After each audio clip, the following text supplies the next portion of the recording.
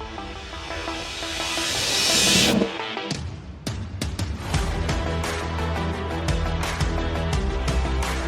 listening to the VICK757 podcast featuring Dwight Michael Vick talking all things tech.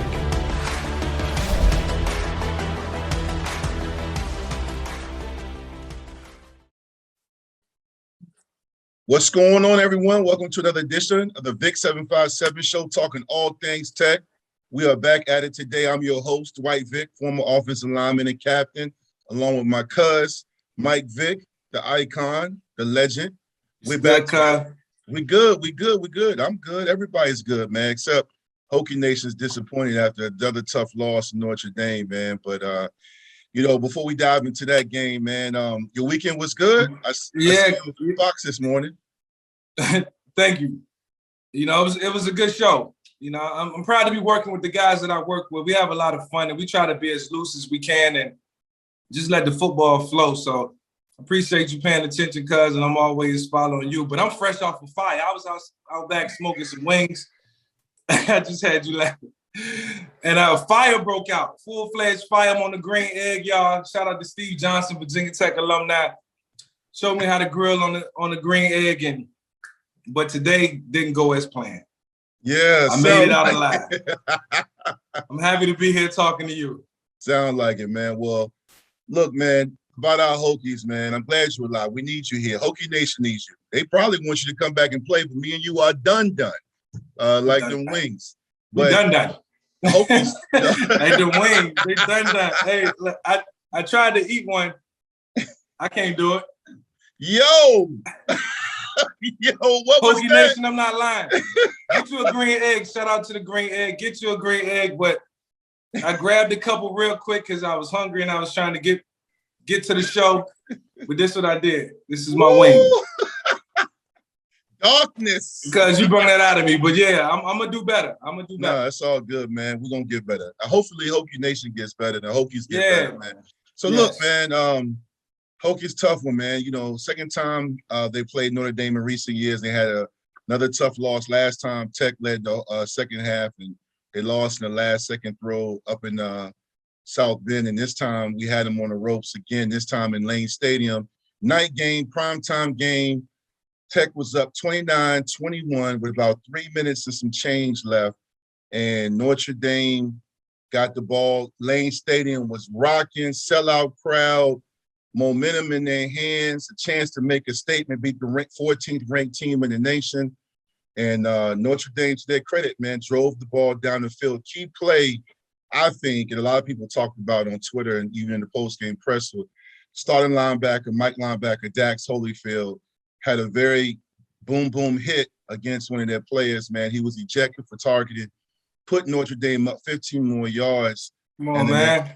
Then they came down. Not only did they get the touchdown, but they got the time 2-point conversion, man. And a lot of fans are upset right now. A lot of fans are getting to the point where, you have West Virginia, the word on the street, I think I looked this up, Virginia Tech is 3-2, but technically 9 points from being undefeated.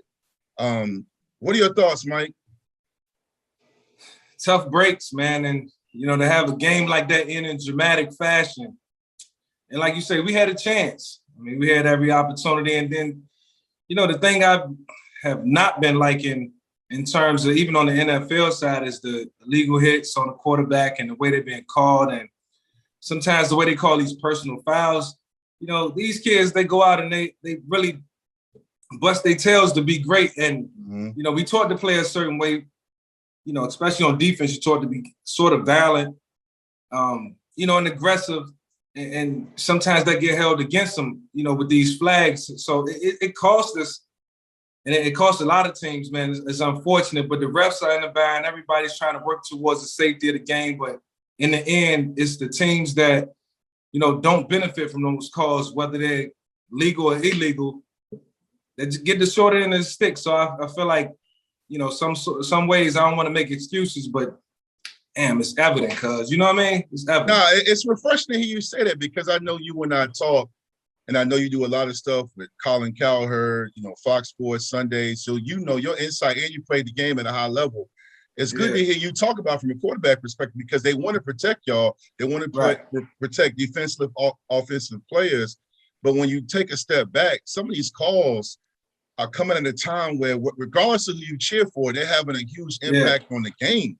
Right. In opportune times. In opportune times is when these calls are happening. And I cringe because you know how much hard work we put in. And then to have a flag dictate the outcome. Yeah. It hurts your heart. Yeah, you know, this is nothing to take away from the Fighting Irish. They won that game. Yeah. They came down. They made the plays. I mean, Virginia Tech, you know, they had some phenomenal plays on defense, had a pick six that really got the crowd going. You know, offensively, I know you and I talked about it off air. Brummeister it was very reminiscent of you playing against UVA with that high ankle sprain. It was reminiscent of Al Clark playing on one leg against Miami in the Orange Bowl, the old Orange Bowl. Yeah. He out there, you know, talking to my guys that were at the game. We're getting ready to have Danny Nokes jump on for his weekly segment. He talked about it. He was in the stadium. And basically, I mean, everybody's telling me that we're at the game. Brummeister really was down to one arm, but he came in off the bench, threw a pass to Trey Turner for a big first down. Then he ran it in to put Tech up 29-21, and he's playing basically with one arm. I mean, that's just toughness, man. And you know how hard that is. Definitely, that's courageous. That's courageous. And I remember going out and beating UVA one night. It was about 19 degrees my sophomore year and having a bad ankle. But I'm out there willing it, and I'm trying to just be there for my teammates. And so, you know, he'll gain a lot of respect in the locker room for that. And we had our chances. But, you know, it just be those type of days sometimes. And we both know what that's like.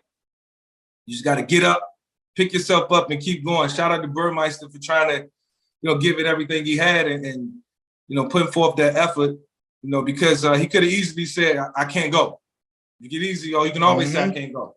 And real quick, man, before we bring Danny on, he's going to break the game down, but I just want to tell all the fans, I've been getting hit up, man, and a lot of people have been saying, you know, they're upset, they're frustrated. But I just want to remind everybody, man, adversity reveals character. And what I mean is I learned that from Coach Mike Gentry. Tech is 3-2 on the season. That was an out-of-conference loss. They got Pittsburgh coming to Lane Stadium at 3:30. This will be their second conference game, as they already are 1-0 in the Coastal. They beat UNC. They have everything left to play for in the ACC. They can still win the division. It's not over. It's not over. Yeah, it's not over at all. And if you think it ended in the last game, then the whole mindset is wrong. Like, these are confidence-building games too.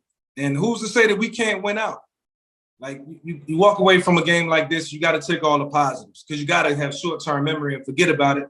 Take all the positives, move forward, and like you say, it's going to build character. And our character was built by Mike Gentry running us from Blacksburg to Roanoke. He ran us from Blacksburg to Roanoke once.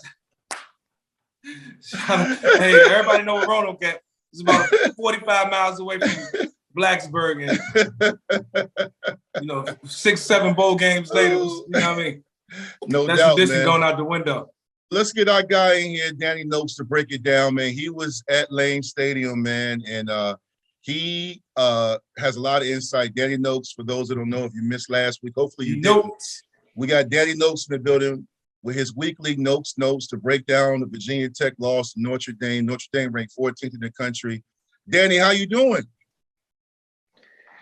I'm doing good, gentlemen. I'd be doing a lot better, though, if we were able to put that one away on Saturday night. I feel you. Hey, yeah, Danny, you were in the building. You were in Lane Stadium, man. So I was telling Mike, man, before we jump on and record this show, I was watching it on my phone, which I rarely do, but I was watching it. I was with Andre Davis at a birthday party down in Richmond, Virginia, and there was a lot of Tech alumni. Matter of fact, there was tons of Tech alumni, and everybody had their phones out. But I know it's different when you're there, man. You know, we don't celebrate moral victories. Crowds, you know, they cheered. But how was the atmosphere? Was it just as good as UNC? What do what was it like? Well, I can't speak for what it was like at the UNC game because I wasn't at that one. But on Saturday night, what I can say is that it was absolutely fantastic, electric, as as good as an atmosphere as I've experienced. And I always compare the top Tech atmospheres to be what we witnessed against Clemson in 2017, Notre Dame in 2018, and then Ohio State in 2015. And so if we're ranking some of the best recent games with atmosphere, I think it's definitely up there. But you could certainly hear a pin drop at the end of that game because, man, it was it was amazing to experience that with everybody. I mean, it just felt like we were doomed, but at the same time, you wanted to remain hopeful and man, we'll get into all of it. I know, but there's just a lot of emotions wrapped up. No, Danny, if you had to pick one moment in the game where you felt like it was a game-changing moment, what would that moment have been? No question, the pick six. There's no doubt about it. It was the pick six. Jermaine Waller finding a way to come up with that ball and take it into the end zone. It was a point in the game where that was the hope was probably at the lowest point right before that play happened. And then he finds a way to come up with that ball and get it into the end zone. That was the momentum that they needed. But then, there was obviously the ensuing 2-point conversion debacle after that, and it seemed like at the time a good idea to go for that. But then you had the false start penalty. And, when it brings you that far back, it's too tough. It's too tough at that point. So that was probably the biggest point in the game, though, I would say. That pick six really was it when Virginia Tech really got back into it, and it really seemed like they might take this one home. Coach Fuente did say in his Monday presser today that he felt like he let the team down, that was, I don't want to misquote him, but a pissed offness, selfish decision. That's pretty much what he said to Andy Bitter and those guys in the presser. He felt like he was an emotional decision. I feel like that's an aggressive decision we've been missing, because if you get it, then it's you can always second guess stuff, Danny. But to Mike's question, let me ask you this. What was it like? You mentioned you were there when Notre Dame, took the lead. I want to ask you this. When we were up 29-21, even when Dax got that hit with the targeting and he was ejected, did you feel like Notre Dame was going to win that game? Yeah, I mean, as a Virginia Tech fan that's experienced this exact scenario play out so many other times, yeah, I definitely felt like the Fighting Irish were going to take it. But when you talk about what Justin Fuente did in terms of his decision making, it's very confusing because he was aggressive in that moment to go for two, but then towards the end of the game, once Notre Dame is tied at 29, he's not willing to go for it on 4th and 1, even though you just watched Notre Dame go right down the field on your defense, which they also did at the end of the first half to take the lead as well. So, the writing was on the wall there. And when Virginia Tech needed a big offensive play in that game, it seemed like they got it for the most part.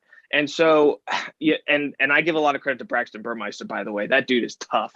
He is tough as nails. Yes, Burmeister. Shout out. So it was just difficult to watch all of that unfold. And there were other bad decisions that were made in that game too. So, but I give credit. I mean, Fuente's got to own up to it now. So I give him credit for doing just that. We gonna keep. Now, Danny, like you mentioned Burmeister and the injury. Do you think that, because I haven't been able to catch a lot of the games, but I watched the UNC and then I caught him against Richmond. I didn't catch him the last couple of weeks being on the East Coast. Do you think this injury that he had has been lingering? Because it seems like as the season progressed, the arm has gotten a little weaker and weaker.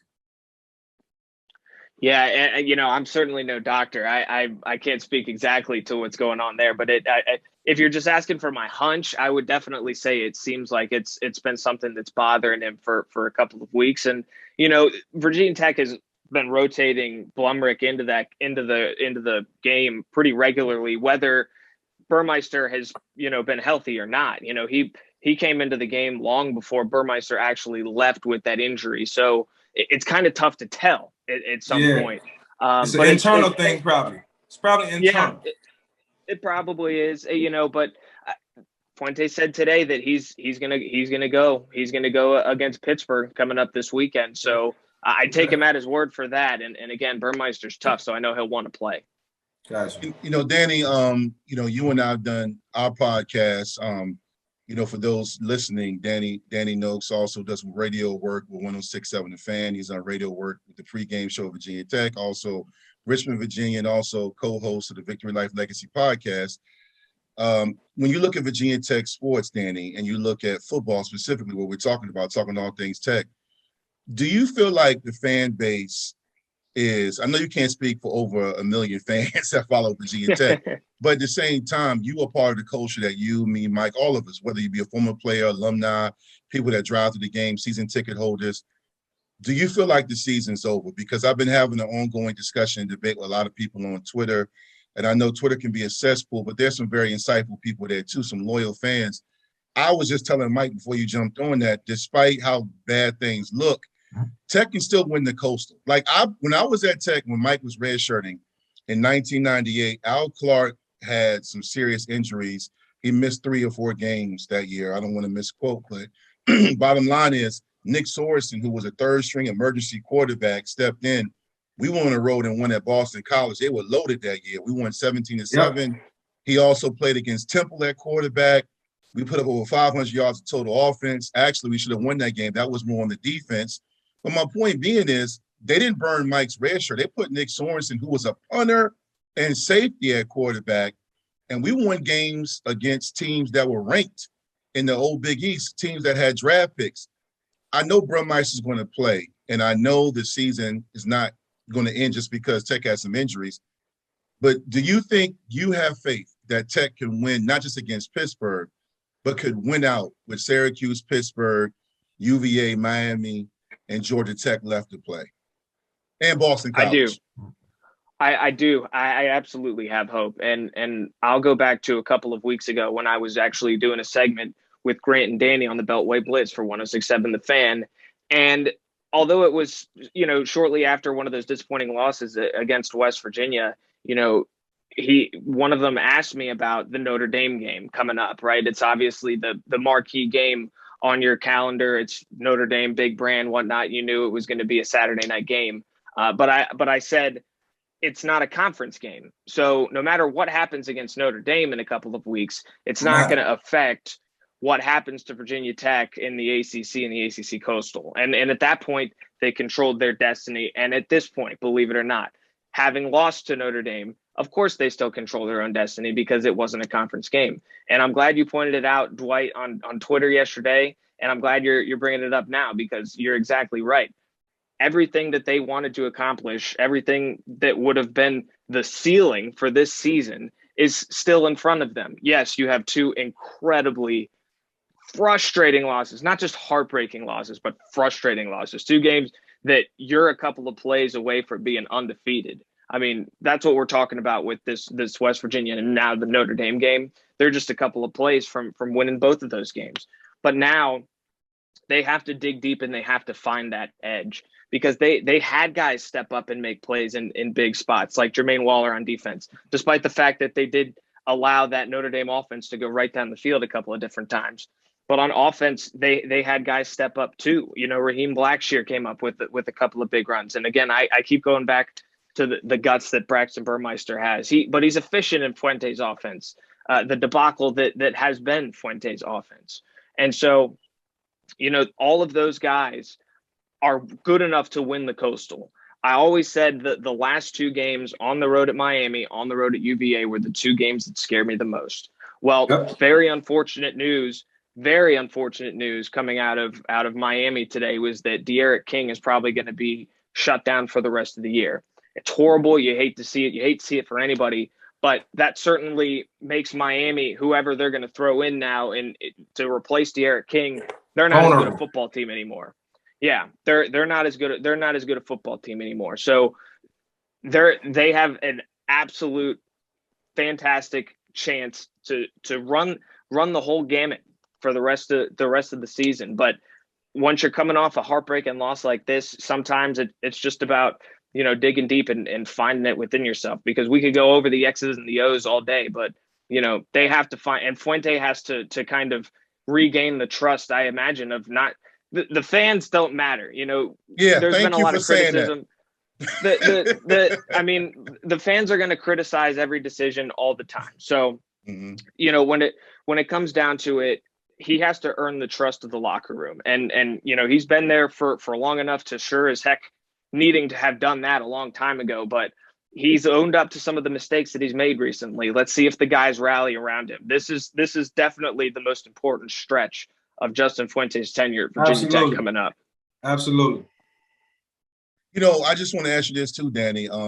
When you mentioned, Pittsburgh coming in this Saturday at Lane Stadium at 3:30, I think what tends to happen is we have selective memory as fans or observers of programs. Like, for example, we handpick who we want to anoint. You mentioned Miami and King. That is very unfortunate. But even with King, I didn't fear Miami. That was tough because it's on the road. But Miami is not the Miami that when they played against Mike and I in the late 90s or the 80s. Don't underestimate them. Underestimate. We're not in a position to underestimate anyone. We're not in a position to underestimate anybody. What I'm saying is, to Danny's point, Mike, is that Miami, UVA, Boston College, Pittsburgh are all in the same boat. Like, there's no one in the Coastal where you're like, oh my God, this team is just bad. Like, this is the year. Right. You know what I'm saying? Like, this is the year where everybody has flaws. UVA has a prolific offense, but their defense is on rookie level on Madden. Virginia Tech is inconsistent on offense, at times prehistoric, but their defense plays with an edge. Miami has athletes all over the field, but at the same time, losing King, he was a player of the year candidate.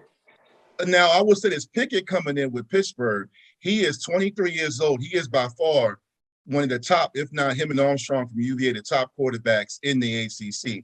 But Pittsburgh has also lost to Western Michigan. So it's not like this Pittsburgh team has done well historically in Lane Stadium. We should beat them. Yeah. We should beat them. Yeah. So we should beat them. No question. We need to beat them. Yeah. We need that part right there. And to Danny's point, I'm not going to get carried away, but this is probably arguably the most important game in Fuente's tenure because, all of us have been involved in sports in some capacity, and you never want to lose a locker room. And Virginia Tech, their players, listened to the post-game presser with Mike Burnup and John Lacer. The players came in, they said all the right things. I believe them. We had Trey Turner on last week. He's a great leader. He's still focused, but they got to stay together because if Pitt comes out and jumps on you 14-3, fans start booing, people start pressing. If you get beat at home, then all of a sudden it could get rough, After what we went through versus North Carolina, West Virginia, and then Notre Dame, if that don't build character, that was your key word in the beginning of the show. If that don't build character to win out in the stretch, the gambit, like Danny said, then we might as well pack it up. This is it. This is it. This is a stretch. This is what Virginia Tech do at this time of the year. We can see light at the end of the tunnel, and we got to head that way. We got to go in that direction. And it's got to start this week at 3:30. Yeah. Danny, real quick before we have you jump off, once again, thank you for jumping on. What are your keys to the game before you jump off this segment? What are your keys to the game if Virginia Tech is going to win the game? Well, I think you probably teed up a pretty good one there with just not falling behind early. That's a pretty big one, I think, when you talk about a team like Pittsburgh, who first of all, it's really good that they're not playing this game up at Heinz Field because Virginia Tech never travels up there well. And I said a couple of minutes ago, the fans don't matter, and I meant when I said that they don't matter when it comes to the decision making, obviously, that happens on the field, right? Because the fans they do matter. They very much do, and they're going to create another fantastic atmosphere against Pittsburgh on Saturday, despite the fact that they just had their hearts broken a week ago on Saturday night against Notre Dame, and so that's part of what makes it great. But if one of the keys is to not fall behind early against Pittsburgh, I would say the next key to the game is definitely to make sure that Braxton Burmeister is protected and keep him from taking any big licks, because it was one thing for him to get injured in that game against Notre Dame. It was another for him to come back in and then a couple of seconds later, he gets absolutely blasted on a Notre Dame blitz up the middle, and he took another big shot. And again, the dude is tough, but I mean, he's not. Ain't nobody that tough. You know? Exactly. and I mean, Mike knows, having played the quarterback at such a high level, you have to have good protection, and that is a big part of the success of the quarterback and the offense as a whole. So definitely keep Burmeister upright, and then for goodness sake, key number 3, do not give up any big plays. I feel like I've been saying it for years, and it always comes down to the big plays, man, because Virginia Tech's defense would not have played so poorly against Notre Dame on Saturday if it weren't for those basically final 3 drives. You had the final drive at the end of the first half where Notre Dame just bink, goes right down the field, goes up 14-10. And then you had the game-tying touchdown drive at the end of regulation. And then when Fuente gave him the ball back after not going it on 4th and 1, they go down and they get the field goal. So you can't give up big plays. And that's not even something that they've only suffered under Justin Hamilton with. That's something that used to happen under Bud Foster every now and then as well. So those are the 3 keys to the game. They can get it done, though. They can get it done. Everyone just needs to remain calm. But this is the defining the last few weeks of the Justin Fuente era for sure.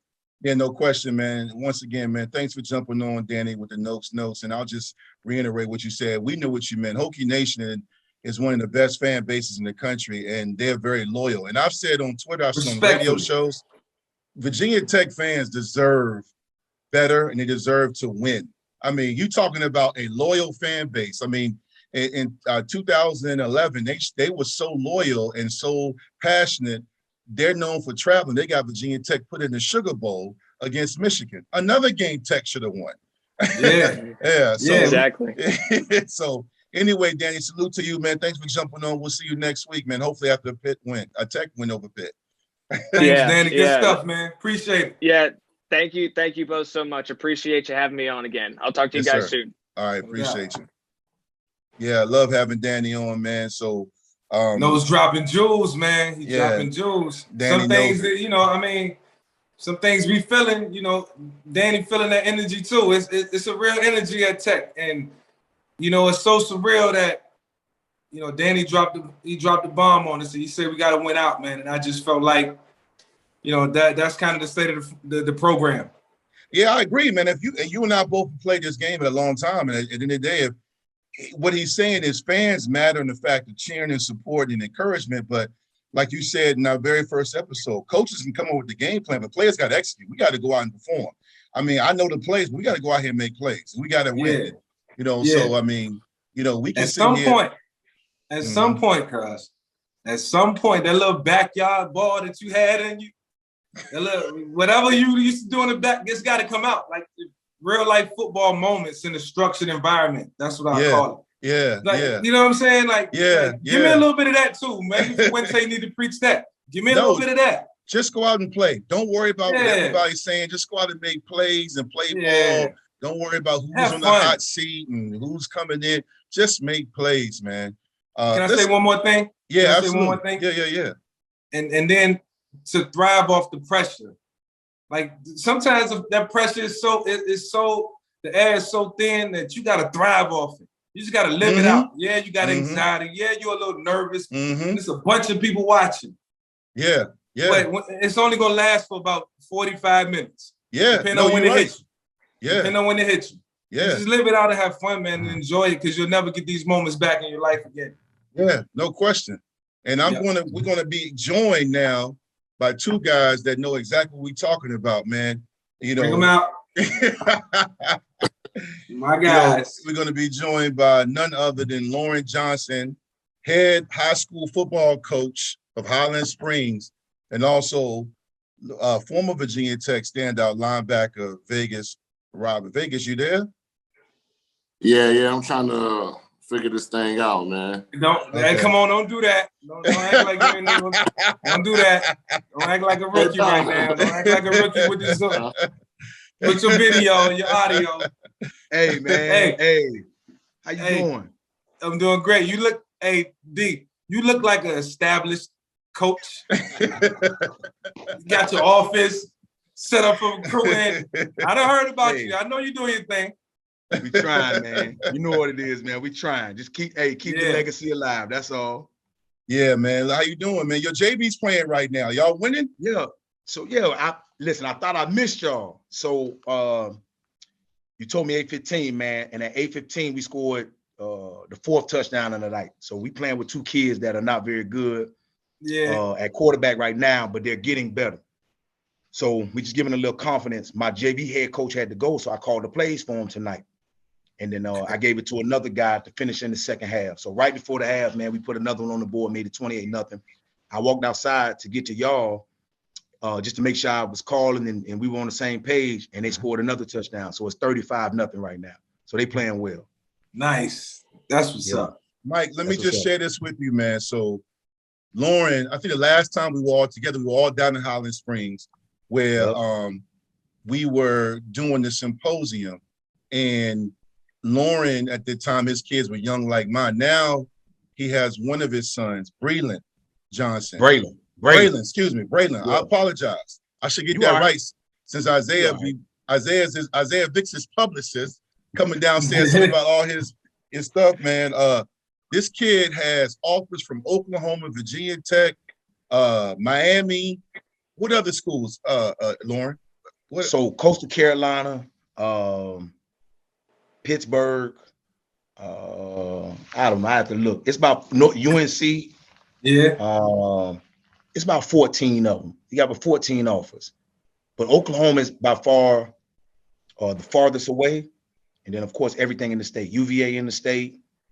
Trying to think regions. Yeah. He doing all right. But while you thinking, LJ, I'll be remiss if I don't ask this. Like, what position? Because I'm just getting caught up on things. What position he play? He a corner? He a corner, man. But he's a 6-foot corner. So I know he's disciplined. Yeah. I know he's smart. Yeah. And I know he reacted, because those are your traits. So this is what when he was young, I said, hey man, do you want to play quarterback? And he was like, yeah, I like it. And then as he started getting older, they started putting him in different places, and he started falling in love with different things. And then when it's time for him to come to the high school, I said, do you want to go back to playing quarterback? And he said, no. I said, why? He said, because you coach the quarterbacks. I said, thanks, really? man. I appreciate it. Yeah. They appreciate it, man. I mean, you got to respect that, though. I do, and I leave him alone, Mike. You know what I'm saying? I just let him do his thing. Yeah. He just wanted to stay away from me. He said, when I come home, man, I want you to be my dad, not my coach. Yeah. So that was a big thing. You know what I'm saying? Yeah. So you coach the quarterbacks? Coach the quarterbacks, man. Because that's what I played in high school. Look at this guy. Yeah, okay. LJ, this is a story for another day, but I met somebody just a couple of days ago. I know. He told me. Small world. But Very I'm like, small. That's my brother. What's up, Vegas? What's up, man? How y'all doing, brothers? We got all the technical difficulties worked out, man. We got everything worked out. Good to have you on, man. Vegas. I had to go through a little different channels over here, man. Where you at, man? I'm in Kuwait. That's what I thought. Yeah. Where? I'm in Kuwait. Well, thanks for joining from Kuwait. Real. Over yonder. Yeah. Anything. Thank you, man. Hold on. But Mike, I need to know about that story, because we were getting LJ and Vegas logged in and everything like that. You said Vegas was I didn't even know that. Your locker mate? He was over there by you? Yeah. Yep. Tell him, What? Vegas. 6 and 7, dude, trying to take up all the space, man. I mean, you know, I had apparel everywhere. Trophies, LJ. I know exactly. There you go in your locker. You be like, damn. It was a fruitful time, and I shared some of them. We shared the moments together, Vegas. You know that. Hey, we had some good times, man. Let me just say this. Hey, it's good to have both y'all on, man. First of all, Hokie Nation, when we run this, is going to be so excited, man, because Vegas, you and I chop it up on social media, man. You jump on, you be like, Vegas just be straight to the point, man. He said, what them boys out there doing, man? We ain't playing tech football. And Loren, Loren, LJ, you were at the game this past weekend. You were in Lane Stadium, so you saw it firsthand. We all saw the game. LJ, I'll start with you before I get to Vegas, man. Just give everybody, the viewers as well as us right now on the VICK757 Show, talking all things tech, your thought process on what went down, especially you being a guy who's considered one of the top coaches in Virginia, high school coaches. What were your thoughts on the game, man? So the juice was there, man, early on in the game. I'm gonna tell you that. It was an atmosphere that I hadn't seen in a while in Blacksburg. Of course, I hadn't been in a while either, but even from TV, I know the North Carolina game early had a lot of juice. This game had a lot of juice. And the kids came ready to play. It was a couple of things that I didn't necessarily agree with, but none of us are in the meeting rooms. But it's something I can share just from a football perspective. And I can tell you when I felt old momentum change. 27, I'm not sure he plays the corner. Connor? He dropped the pick. Yeah. Yes. He dropped the pick. Okay, so when he dropped the pick, the next play they punted, the ball rolled down to the 17-yard line. They went 2 plays, maybe 3 plays. He threw the pick and Notre Dame scored. Momentum changed from there, right then and there. Mm-hmm. So you asked me my perspective, and I have to go to after the game to be able to tell you what my perspective of during the game was all about. All right. After the game, man, walking down in front of Lane Stadium, I saw Ace Custis, right? And I saw Sean. Sean Good?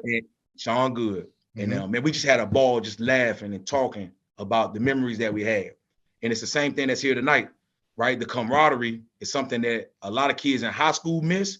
And I can only imagine how much less camaraderie it is in that locker room from when we were there to what's going on right now. And that's why I think that's the first part of it, the camaraderie part of it. Now, I know they together. I'm not saying they separate.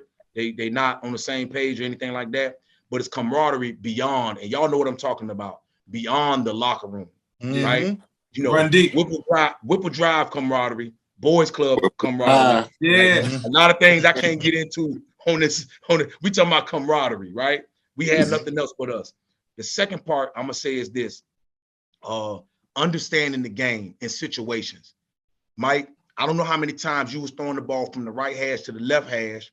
You understand where I'm coming from? If somebody was in hard cover 2, or if somebody was in, you know what I'm saying, a rolled up, one high. It's not good. Yeah, no.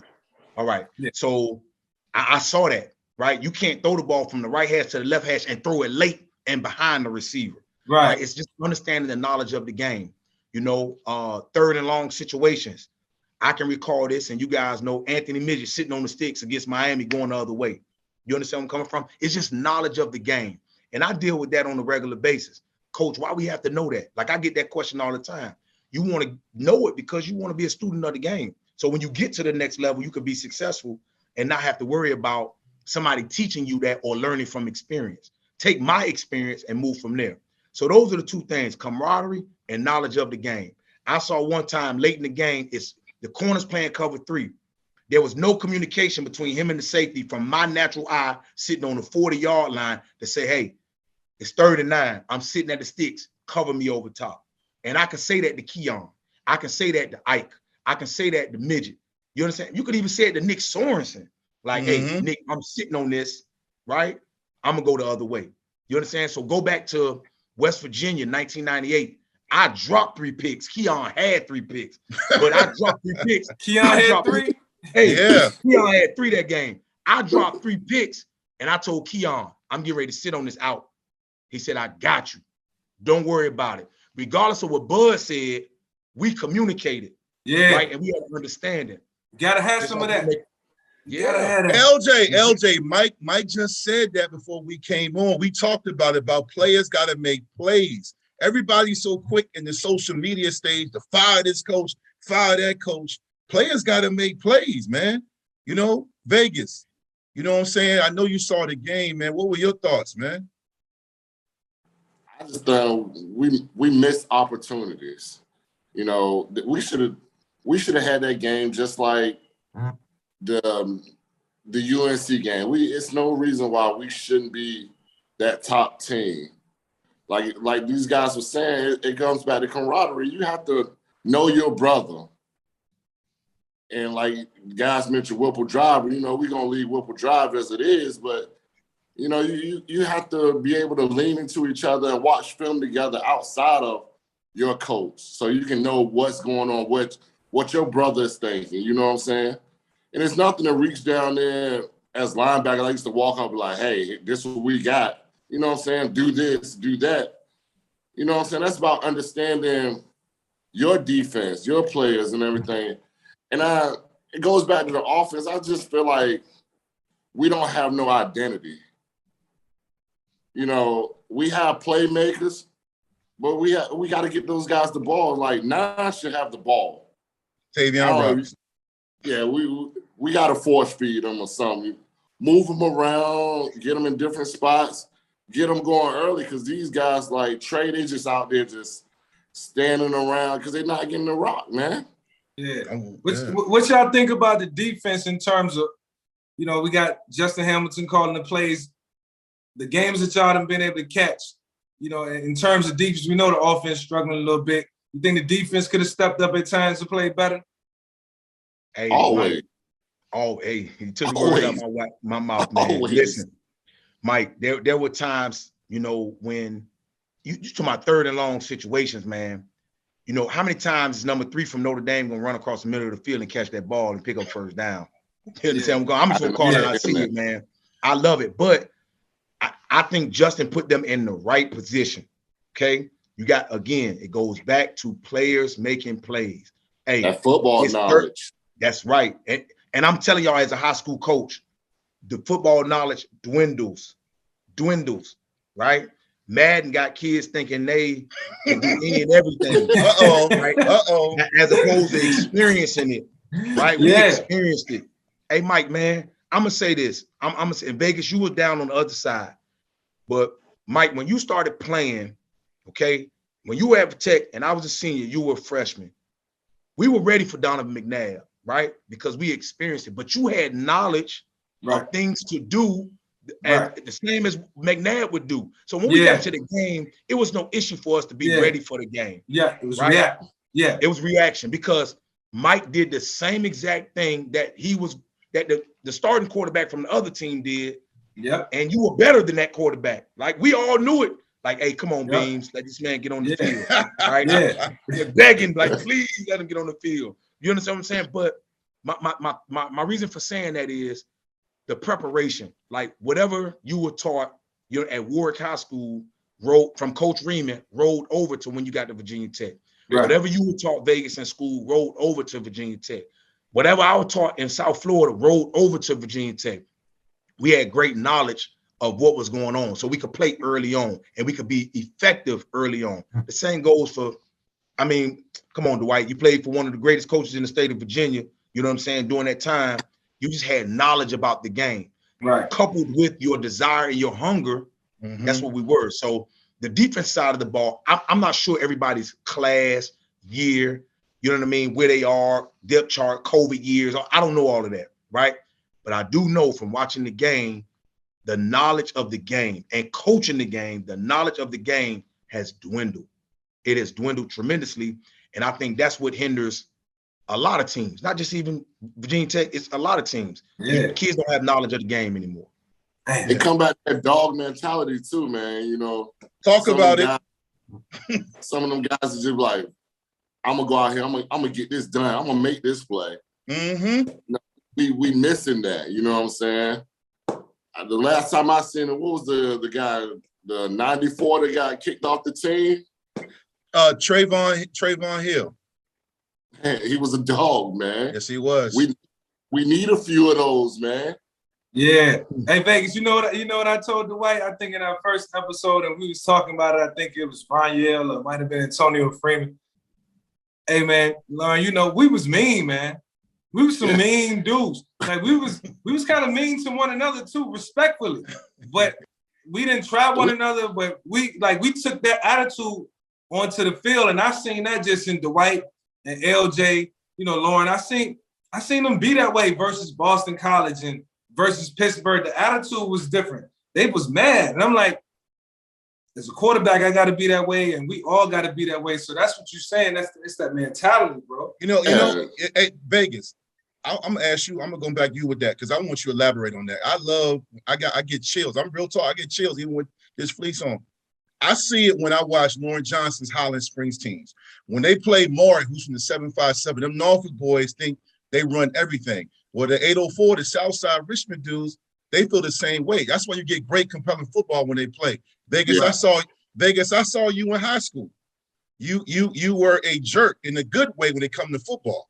And when I met you at Tech, you were the same way. You, Vince Hall, Adibi, Cam Chancellor, Myron Newsom, George Del Rico, Cornell Brown. We're not knocking the young guys, but just break, because I think that can still be unleashed. But do you think, Vegas, when it comes to that dog mentality, who does that fall on? Is it generational right now? Is it a coach? Is it something, it starts at home? Because LJ from Dade County. So we went to Dade County for the Orange Bowl. They mean. Hey, let me tell you, quick, I got a memory. Mike, you got to move caution. Hey, listen, me, Tony Joe, Jamel Smith, Mike Hawks, and Loren Johnson walk into a Popeyes in Dade County. Loren Johnson said, hey, man, lock the door, cuz. Lock the door.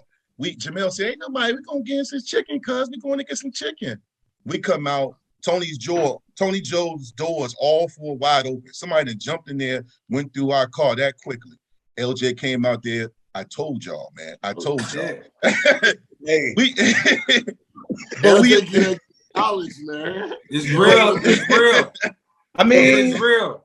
But hold on, Vegas, I do want. I'm sorry, cause I had a story, but just elaborate a little bit on that dog mentality. I'm gonna hear your point too, LJ. But just what that mean? What does that mean? I think it's the era, man. Kids today getting too soft, man. We giving out participation trophies, man. You got to earn everything. From the 757, nothing was handed. You had to go out there and fight. It was scraps, and you had to. If you don't get out there and fight, you ain't gonna eat. I think like everybody's too buddy with each other. There's nothing wrong with having competition. Because I know when I came there, like Mike said, we was cool, but we think that's the aspect that we're missing. Everybody's so concerned with social media, this might go viral and all this stuff, scary stuff. Like, nah, man, you got to get out there and get it. Win the ACC. Go win the ACC. Yeah, because our practice middle drill and stuff like that. That was hell. It was real business. You had to earn your stripes. Yes, sir. Sit on the sideline. They need to bring that back. Like, I don't see that toughness. Just like we should against Richmond. I was so pissed off, man, because we were struggling to score. I said, man, we need to line up in the I formation and just bully. Sometimes you gotta flex on people, man. Thank you. We gotta get it. Yeah. We got six more games left. So I mean, final words to the both of y'all. Like, what would y'all say? And just former Hokies, like, what would your encouragement statement be to the program, starting from the coaches down to the last man on the roster? I'm like, from a coaching standpoint, I know they watch film of different teams every day. Don't be scared to take somebody's place. If it worked, take it and add your wrinkle to it. Like, we can't just jet sweep and throw slants. We got to be creative. Because right now, defense is locked in on jet sweeps and different things. Right. And, because a boy played his heart out. The quarterback, Bruce, played his heart out. Burmeister, yeah. There was some run pass options and different things. He's a running quarterback. Put him in a position to win. I feel you, Vegas. Defense, they need to just turn up that energy, man. I felt like when Dax got that penalty, we kind of lost a little life out of us. He's the rah-rah guy to get everybody going. Mm-hmm. And just standing there, everybody's just standing around, you know what I'm saying? Just, I didn't like it. I feel you. LJ, what you say to your Hokie brothers, LJ? Hold on. To your young brothers. Hold on. He got to get the lighting right. Hey, He got the. Hold on, I'm in the new school with the automatic lights, man. So listen, I'm gonna say this. You know, I'm gonna take it from a coach's perspective, man. And my words of wisdom to the young guys playing the game is spend some more time watching film and gain more knowledge, right? Yeah. Spend time with your teammates and practicing things that you know you may have to work, you know, in the games, right? Communicate with each other. Communicate as if your life is on the line, because it is, right? Your livelihood. That's especially for the defensive side of the ball. When I see this and I do this, you do this and you cover me, right? So continue to build that trust and continue to build that camaraderie that I talked about earlier. I think that's essential. You know, coach to coach, like I'm talking to the coaches, man, keep working your plan. All right. Everybody may not agree with your plan. Okay. But whatever you do, like, make sure your plan has a contingency with it. Okay. Like, have contingency plan B, plan C, plan D. And them guys get paid a lot of money. So hopefully they doing that and they have that in the back of their mind. And they're prepared to do those things. I mean, that's just from the coach's perspective, right? But from a player's perspective, like I said earlier, man, sit down. DBs sit with linebackers, right? Linebackers sit with D linemen. D linemen sit with DBs. Hey, man, 3rd and 9, this is what we think is coming. This is what we're doing up front. This is what I need you to do. And the only reason I say that is because that's what Hank Coleman, that's what J.C. Price, that's what Waverly Jackson, that's what Cornell Brown used to say to me, man, when I was a sophomore, he was a senior, and we roomed together. Hey, LJ, man, 3rd and 9, you got to understand to sit on the sticks. Like 3rd and 9, you got to understand that I'm doing this. We running Tim or they running Tom. You understand where I'm coming from? And this is where the pressure coming from. Keon say, hey, I'm blitzing. When I'm blitzing at the safety, you got to understand the sight adjust. Like, gain knowledge of the system that Justin Hamilton is running. That was big. That was big. Efficient. When Keon told me he was blitzing, or Jamel, you know what I'm saying, or Dirty Mike said they was blitzing, like, Keon knew he had to sit on number 2 before the sight adjust. We just worked it, right? When we were playing quarters, listen, man, the wrong route that can beat you is a post with a curl in front of it. So play heavy inside. Like, we understood that, and we talked to each other about that. Those are gems. I'm telling you, and that came from Torian Gray, that came from Antonio Banks, that came from William Yarborough. You understand where I'm coming from? That came from Larry Green. That came from the guys that played before me that gave me that knowledge, which then was translated or given to Anthony Midget and Ike Charlton, which was then given to the Fullers, which was then given. Like, you go down the list. Tyrone Willie Powell, Willie Powell, D'Angelo Hall. We just passed that knowledge on with each other, and them guys, whether we say we on Tyrone Dreyfus shoulders, you understand where I'm coming from? Whatever the situation is, there are things that I saw, Mike, with you and Andre Davis, and you and Emmett Johnson, and you and Ernest Wilford, that I still do now, right? Yeah. When y'all used to call Archie and Edith, like, what is that? Yeah. Like, what y'all doing? That's the stretch play. That's that stretch play. Yeah, like I wanted to know what y'all were doing to have knowledge of the game. So when McNabb got into the game and he was pinching his nose, or, you know what I'm saying? He doing something. He's communicating something. We was watching those things. So I think as players, you got to go back. Is a guy wiping his hands before he throws the ball? Is he taking his mouthpiece out of the top of his helmet and putting it in his mouth when he's getting ready to run the ball? Is he looking right, looking left, and looking right again when he's throwing to the right? Like, the little things make the difference. And that's the encouragement I would give those guys. Boy, oh boy. That's why, hey, look, that's why that's why you're a 4-time state champ. Close to winning. I'm jealous. I ain't gonna lie, I'm jealous. I'm jealous. I mean, the fact that he get to spend time teaching his knowledge and spending time with these kids on a consistent basis, man. That's a fruitful thing, man. Let me tell y'all something. You'll be blessed for that, bro. Let me tell you something, Mike. Let me tell y'all something. I learned from every single guy that was there. Every single guy. Ricky Hall, I learned from him. Jamel, I learned from him. Ernest, Lee Suggs. Even when I GA'd, man, in 99 and 2000, Vegas, sitting around listening to y'all talk, I learned, right? And I think sometimes guys they're not sponges anymore. They don't soak things up. Mike, if you walked in, when I told kids, hey, man, I was leaving the sideline to come in and talk to you, I said, man, I'm doing an interview with Dwight Vick, Michael Vick, and Vegas Robinson. They was like, them the guys you always talk about. Mike gonna be on that tour. I said, yeah, trying to learn as much as I can. Hey, what I need to do? Like, what would kids asking? They want to. I don't care how young kids are. You can teach them how to block down, pull, wrap around, and run quarterback power if you want. They'll do it. I think the coaches now that are coaching kind of dumb it down and say, we just gonna run student body right, student body left. I'm not doing that. And teach it. Right? I'm not doing that. And the coaches that I compete against don't make it that easy for us anymore. You understand where I'm coming from?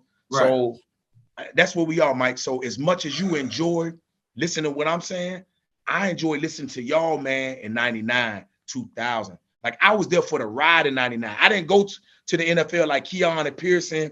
I didn't do that. So I was able to hang around in 99 and just watch you, Corey Moore, John Engelberger, like, and listen to y'all conversations when y'all were in the weight room. Right. And listening to y'all in the locker room. You understand what I'm coming? Vegas. Hey, listen to y'all talk. That's the difference that I see right now, because my son is going through it. It's not that type of conversation. Like guys that he's talking to, schools that he has offers from. And I'll say this with everybody, don't go to this school. Don't go to that school. Why? Because you ain't going to like the coach. You ain't going to like every coach. Thank you. No. You're not there to like the coach. You're not there to like the coach. Hey, Mike, I'm saying. Right, that. People didn't like Cav, but man, I love Cav, man. I love Cav. Shout out to Mike, Coach Kavanaugh. Lord. Shout out to Coach. He recruited me. That's right. So Mike and Dwight, I know you didn't like everything JB Grimes said. What? JB Grimes was the devil when I was at Tech. I love him now. JB Grimes, I love him. I love him like Mike, a father. Mike, you ain't like every call Ricky Bustle made. Man, I thought he was honestly, he didn't act like he was my friend. The way he chewed me out every day. On game day, this man was completely different, but in practice, he was a monster, and I loved it because on game day, he was calm, he was collected, and we was on the same page, but that love was there, man. You got to coach hard, and you got to coach hard, and you got to coach hard, and I think that's your point you're trying to make. Hey, look. Give it to me. I used to get, yeah. But it made you a baller, yeah, but it made you a baller. Hey, let me tell y'all this, man, and I hope Bud watches this. One time, I was upset because I wasn't starting, and I went to Bud's office. Bud said, we don't need you. Oh. Really? I was a starter. He was like, you ain't starting this week. And I got upset, and Bud said, we don't need you. You can go home. Damn. Wow. Hey, you know what I did? A harsh reality, man. Hey, Bud Foster told me that. You know what I did? I ain't going home. It's nothing for me to go home to. Nothing for me to go home to. So I'm not going home. Yeah. So tighten up, dog. It's called mental toughness. Tighten up. That's it. Tough love. Well, hey, hold on. In Vegas, what your mom say? My mom said, make it work because you ain't coming back home. That's what she told you. Really? Yes. And look at you, man. And look at you. Hey, like, man, look. Successful, baby. Hey, y'all, man, look. Real quick before we jump into Hokie trivia. Listen to you talk, LJ. Them kids in the 804 that play for you, man, even your opponents, they are so blessed, man. Every time I've known you since 95. And you are one of the most insightful brothers. I know them kids love playing for you. Lord have mercy. I'm just hearing you talk. I can hear you talk all day, man. You're a great leader, man. You're a great leader. The fact you humble yourself to listen to people like Vegas, and then when they were younger than you, when you were in your transition from being a college athlete to going into corporate America, to humble yourself to listen to him and D'Angelo and those guys there is why you're successful now. That's just great, man. And the fact that you didn't get you didn't transfer when Bud told you that, because that's harsh, man. And I know we all know Coach Bud Foster. He said that. He said it. He said it was a lot about you. Hey, yeah, dude. But listen, man. That's what made us great. Torian said to me one time, I gotta tell this story, then we can go into trivia. Because we can talk, I got another hour for you if you want to talk. Listen, you might have to call me back for episode 7. We can continue on. Hey, listen to me carefully.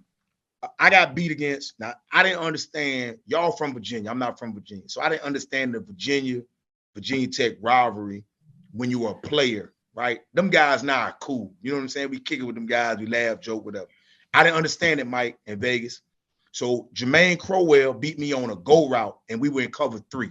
So no. So the rule for my school now is if you get beat in cover 3, you come to the sideline. Well, but that's not so. All right. So Torian said to me, he walked up to Bud and was like, I was a freshman, 95. He said, get him out. Don't put him back in. I took it personal. And I said some choice words to him. We were arguing back on the sideline. All right. And I knew I was wrong at the end of it. So I went to Torian one time in the summer. We were there for summer workouts, man. I apologize for what I said to him and how I said it. It was nasty, man, what I was saying to him on the sideline. All right. But Torian said, LJ, it ain't that big of a deal. He said, you trying to win or you trying to be friends? I'm trying to win. He said, then when I do something like that, I need you to be on your A game, right? When we make that call, you need to make that play. And then we could be friends. I remember that to this day, and I tell my kids that. Stop worrying about being friends, be football players, and let's win. Winning is way more important than your feelings right now. Yep. It make you feel a lot better. When you win, Mike. A lot better. Make everything for the heart and the soul. That's it. So do what you're supposed to do. That's what Torian said to me sitting in Detroit, sitting up top of Detroit during the summertime. Do what you're supposed to do, and we'll be all right. I ain't take it personal. I said I need to get better. I need to get better right now. Man, listen, right I now. love T. Gray. And Shout I out to T. Gray. I appreciate it. T. Gray. T. Gray. Best defensive back coach in the country, man. Lord have mercy. These stories. We're gonna jump in the Hokie trivia, guys. We got fall. This is the favorite segment. All our fans love this part. I'm gonna see what y'all working with. We got 4 trivia questions. All right, here we go. All right, Vegas. I'm gonna start with you first. I'm gonna give y'all a easy one. I think in 2008, the Hokies played in the Orange Bowl. They lost the game 24-21. Which team did they lose to? Was it Cincinnati? Was it Kansas? Was it Stanford? Or was it Rutgers? In 2008, Virginia Tech lost in the Orange Bowl. It was a 3-point loss. I'll even give you guys some clues. The quarterbacks that year were Tyrod Taylor and Sean Glennon. Who did they lose to? Cincinnati, Rutgers, Stanford. So Vegas, you're saying Cincinnati. All right. I'm going to say C, Stanford. I'm going Stanford too. You going Stanford? All right. Yeah. Stanford. Hey, listen, Vegas. They lined up in 23 personnel and was giving us the business. The business. Now Raw was running around making plays, but they was giving us the business on defense. So that's the idea. That's what we talk about. So the correct answer is actually Kansas. Yes. Yes. What? Yep. You are with the heavyset coach that was there for 2 years. I forgot his name. So here's the Region. Thing. Yeah. No, not Region. That's Maryland. That's Maryland. Not him. Okay. Here's the thing. You guys are correct, LJ. Tyrod was out there making plays. The quarterback for Stanford was Andrew Luck. The quarterback was Harbaugh. But the correct answer was Kansas. Coach Beamer that year benched Brandon Noor because he had some things he was dealing with for the first half. Brandon Noor was a special running back. Shout out to Brandon Noor. And they played.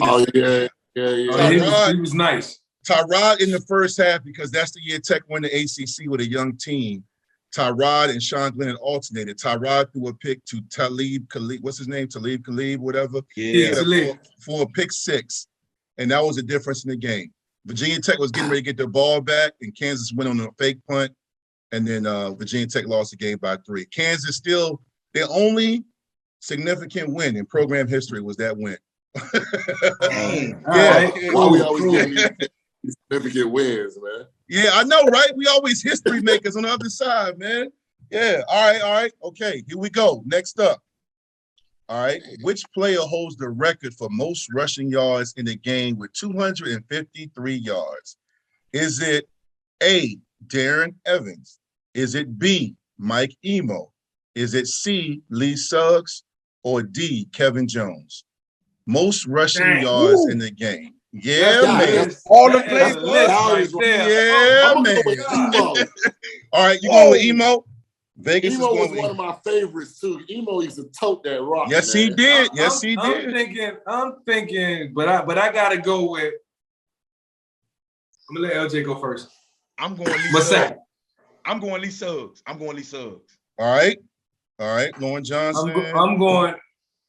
I'm going Kevin Jones. Okay, Dang. Kevin Jones. Kevin had some big games too. Yes, he did. Lord have mercy. I mean, hey, hold on, before you get an answer. Before you get an answer, what game was that where he bounced off the guys, Mike, and you led him around the left side to our sideline, and he was making everybody look stupid on maybe to like a 50-yard run, 40-yard run, something crazy. Look, it was Mike? Yeah. Mike was getting his jersey frame. It was against LSU when Nick Saban was the coach. Mike and Marcus and Brenda, his mom, were there, and Lee Suggs and Kevin Jones went off. They beat LSU, I believe, 26-7. And that was a special run. He did that dead leg move, and everybody went past him. Kevin Jones was sick with it. Man. Okay, but the correct answer is Darren Evans with 253 yards against Maryland. If you remember, it was a Thursday night game. Tech was unranked. Maryland was ranked. Tech ended up beating Maryland. They owned Maryland when they went to ACC.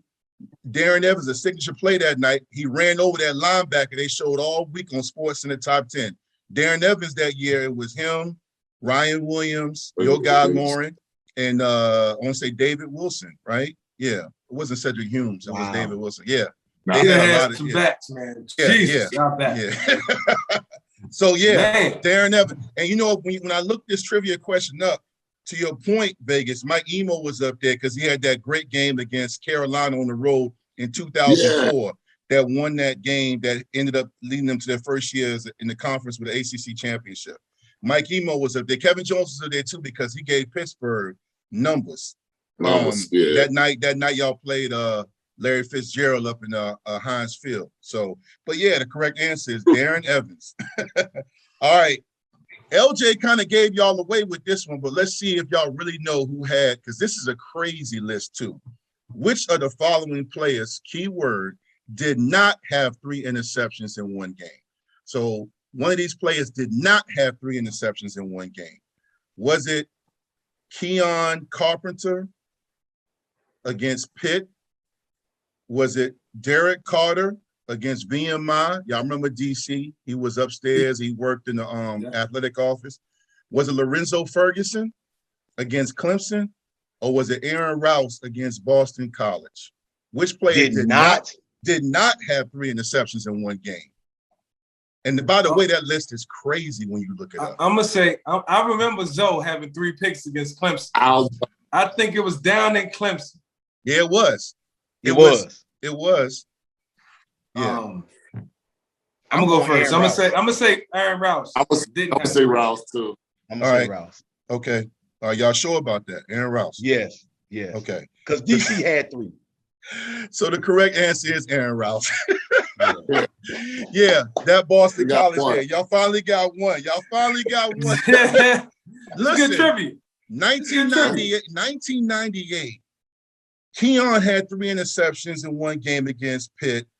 Ike Charlton had 3 in one game against West Virginia, and Lorenzo Ferguson had 3 in one game against Clemson. I remember that. 98, that's secondary. I was crazy. Like, Zoe going to the pros. Zoe going to the league. Let me tell y'all something. Let me tell y'all something about that defense, man, because that's the secondary of my senior year. Let me tell you something, man. We will come into the meeting rooms, and Lou West had us on point, man. Every week we had to grade 10 plays of the person that we would line up in front of, just 10 plays. And it got to the point, man, where we were grading the receiver that we would line up in front of 20, 30, 40, 50 plays. It became a game to us, right? A competition to us. That's what I'm talking about, man. We were competing at who can watch the most film and grade the players, you know what I mean, accordingly throughout the week. And it was times like I would go to lunch, or I'd be upstairs in the in the lounge or downstairs in the lounge, and I'll walk upstairs, say, I'm gonna give me a couple minutes of film before I go to class, and Midget and Ike will be up there watching. I'd be like, dang, I'm thinking I'm getting more than them, right? That's what's up. Wasn't getting more. Then it was one of them situations, my lights going off again. Then it was one of them situations, man, where y'all can't see me. Hold on. It was a situation where I was going to eat. You know what I'm saying? I was going to eat, and after going to eat, man, like I said, okay, I'm gonna go get some hours, like late night, 8 o'clock. I go over there and Keon be over there. You know what I'm saying? We just competed with how much film we were gonna watch. And if y'all don't, I don't know if y'all remember, man, but in 1998 we led the country in picks up until the bowl game.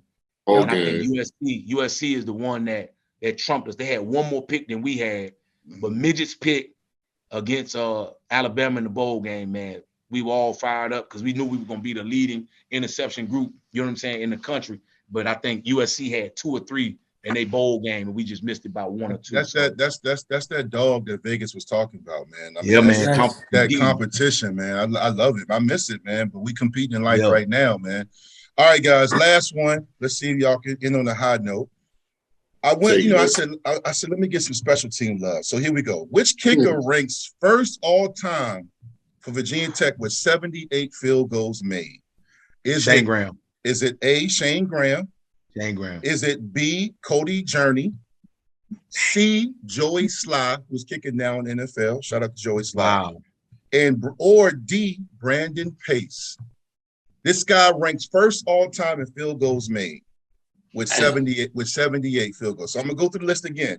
Shane Graham, LJ, you said it's Shane Graham. Is it Cody Journey, Joey Sly, or Brandon Pace? I might have spoke too fast. I'm going my boy Shane Graham. Okay. I'm gonna take your Pace because Shane was a beast. Pace was a beast too, man. Take your Pace. Yeah. All right, Vegas, you taking Pace. All right, I'm going Shane Graham. Shane Graham. Okay. All right.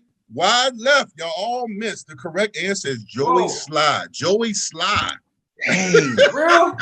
Yeah, he knew it though. He knew it. I don't know if he is, but I know he's kicking in the NFL right now. But he going. You know, when Shane, man, he is second all time, I believe. Yeah, he's second all time. So Joey Sly, that he again, he had a great career. You know, we don't appreciate those guys until we need them to make a kick, right? Right. Yeah, as early as they go home from practice, they better make their kick.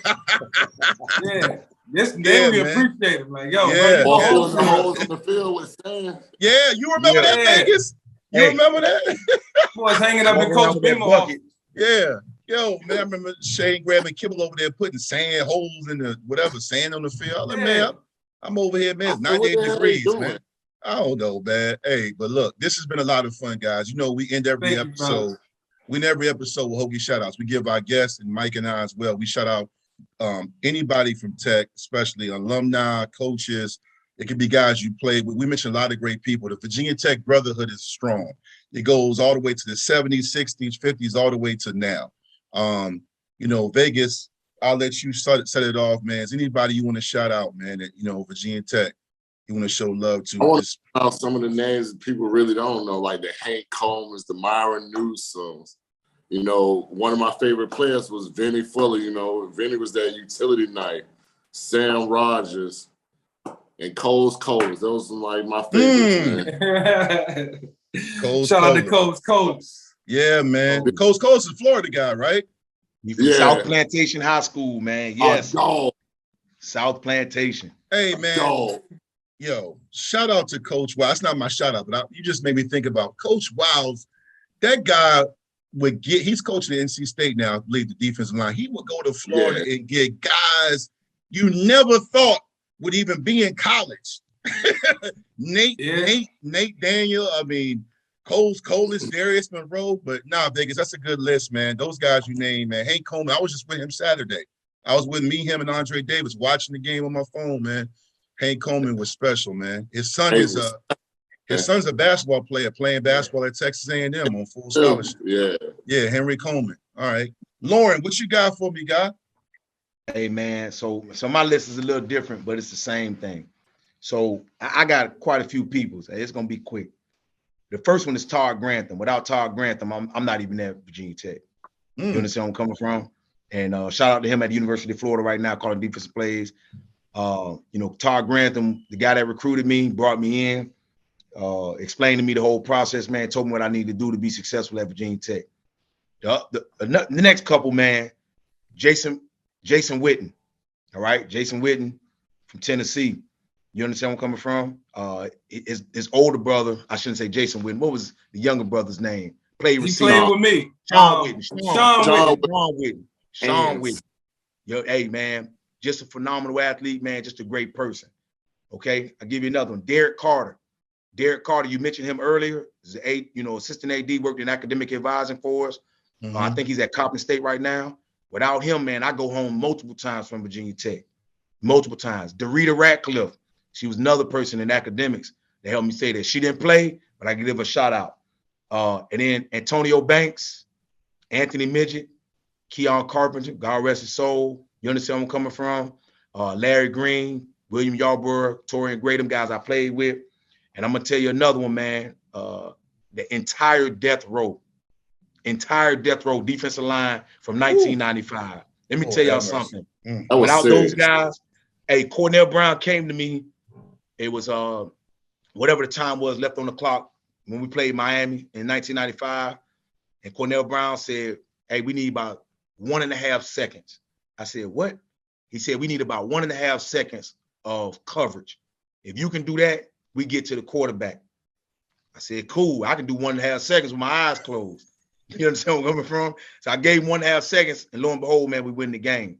But y'all mentioned Hank Coleman, Jim Barron, Cornell Brown, Waverly Jackson. The list goes on and on and on of guys that played at death row, man. And Cornell was special to me, and JC even the same right now. Keep going. I mean, them guys, man. Let me tell you right now, they as a freshman playing big time football in the state of Virginia, being away from home, being 0-2, having to play Miami. Never had beaten Miami before. And them guys came to me, and I know they went to Pearson because me and Pearson were 2 freshmen starting. And they was like, man, just give us 1.5 seconds of coverage throughout the game, and we'll be all right.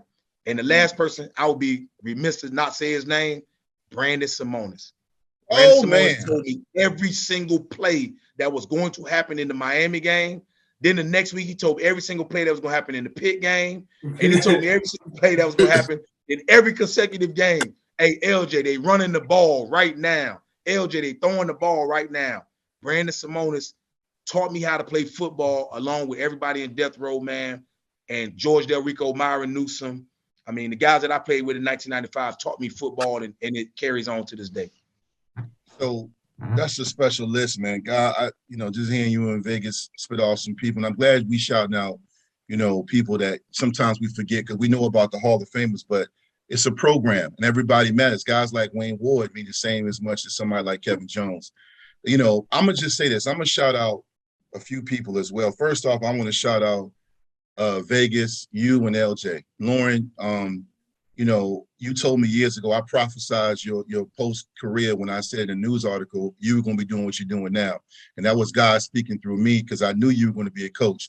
I remember you on your visit, you almost went to Wisconsin, and you told me you were going to come in here at Tech and start. And then as your career was ending, you said, are you going to get into coaching? And I told you were going to be one of the best high school coaches of all time.